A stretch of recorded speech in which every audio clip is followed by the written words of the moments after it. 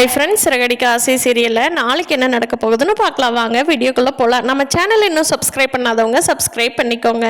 விஜயோட அம்மா அப்பா சொல்லிட்டு போனதுனால நைட்டு வீட்டில் விஜயா எல்லாரும் உட்காந்துருக்கிறப்ப, ரவி நீ இப்படி பண்ணுறது ரொம்ப தப்புப்பா, உனக்காகத்தான் அந்த பொண்ணு ஹோட்டலே ஆரம்பிச்சிருக்கு, அந்த பொண்ணு ஹோட்டல் ஆரம்பித்து சம்பாதிக்கணுங்கிறது ஸ்ருதிக்கு எந்த அவசியமும் இல்லை, தயவு செஞ்சு நீ நீத்துவோட ஹோட்டலில் வேலையை விட்டுட்டு ஸ்ருதிக்கூட வந்து சேர்ந்துக்கோ அப்படின்னு விஜயா ரவி கிட்ட சொல்கிறாங்க. ஆனால் ரவி சொல்கிறாங்க, என்னம்மா ஸ்ருதி தான் புரிஞ்சிக்காம பேசுகிறான்னா நீங்களும் என்ன கொஞ்சம் கூட புரிஞ்சுக்க மாட்டீங்களா, என்ன எனக்குன்னு ஒரு வேல்யூவே இல்லையா, அப்போ பணம் எங்க இருக்கோ அவங்க சொல்றது மட்டும்தான் கேட்பீங்களா, எனக்குன்னு வேல்யூ இல்லையா அப்படிங்கிறாங்க.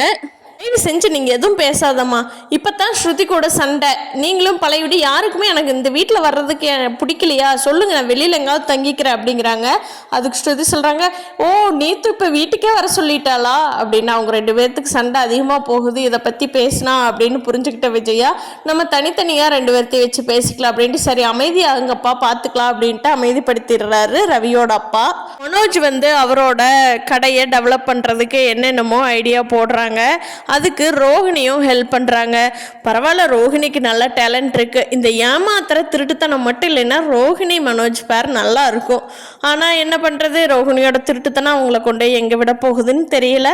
குழந்தையோட விஷயமா மனோஜுக்கு குழந்தை பிறக்காது அப்படின்னு ஒரு நாள் வந்து கிறிஷை வந்து தத்தெடுத்துக்கலாம் அப்படிங்கிற மாதிரி ரோஹிணி கொண்டுட்டு வந்து உள்ளே சேர்த்துக்குவாங்க. அப்படிதான் கதை போகலாம். அருண் சீதாக்குள்ள இருக்கிற பிரச்சனை வந்து முத்துனால தான். ஆனால் முத்து நல்லது பண்ணினாரு, சீதா வந்து அவங்க வீட்டுக்காரரை தான் நல்லது பண்ணினாங்கன்னு தப்பாக நினச்சிக்கிட்டதுனால அவங்க கோச்சிட்டு வந்தவங்க அவங்க வீட்டுக்கு போயிட்டாங்க, அருணோட வீட்டுக்கு. அதை பற்றி பேசுகிறப்போ வீணா முத்துவுக்கும் மீனாவுக்கும் சண்டை வர பார்த்துது. ஆனால் அவங்க தான் ஹீரோயினாச்சே, அவங்களுக்கு எப்படி சண்டை வரும், முத்து ஈஸியாக சமாதானப்படுத்திட்டாரு மீனாவை. யோசிக்கிறாங்க, என்னடா நம்ம மனோஜ் ரோஹிணி தான் ஷோரூம் வச்சுருக்காங்க, பெரிய ஆள் ஆகுவாங்கன்னு பார்த்தா மீனா வந்து அதை விட பெரிய ஆள் ஆயிடுவா போலவே.